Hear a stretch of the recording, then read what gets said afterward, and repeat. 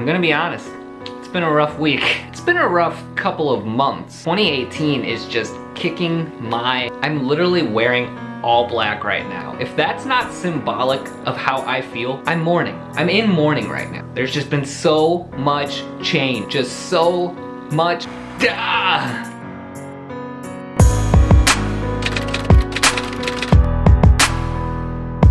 There's a good chance I'll need to get up and end up walking during this video. Maybe not. We'll see what happens. What's up, everybody? My name's Anthony Rogers, and welcome back to my channel.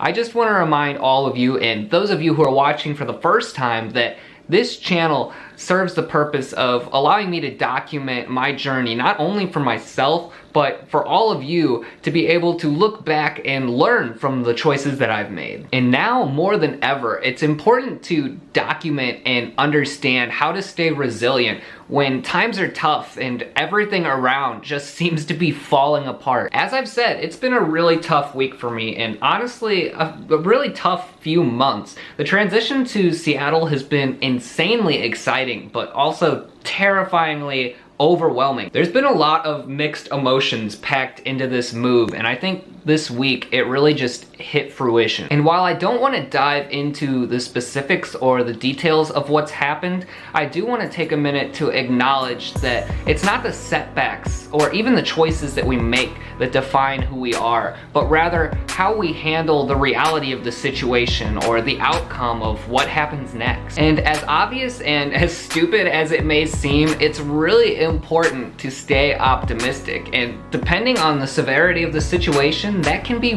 really damn hard. But we have the option to either stand still or move forward, and it really boils down to understanding yourself. It's important to stay active or indulge in hobbies or call up your friends, because oftentimes we can't depend on ourselves to handle all of the pressure. But we can learn from our reactions. We can learn from the choices that we've made and the outcomes of those decisions. As long as we acknowledge and accept every situation, no matter how severe, for what it is at face value, while monitoring ourselves and staying introspective with our feelings, we can guide ourselves towards a better resolution or a more positive outcome. In one of my current favorite books, You Are a Badass by Jen Sincero, she talks about a concept called the big snooze. And basically, this is her way of referring to whenever you're making a change or a choice in your life, how everything that happens to you after that point just seems to be one bad, troubling event after another, one more problem to deal with, right back to back.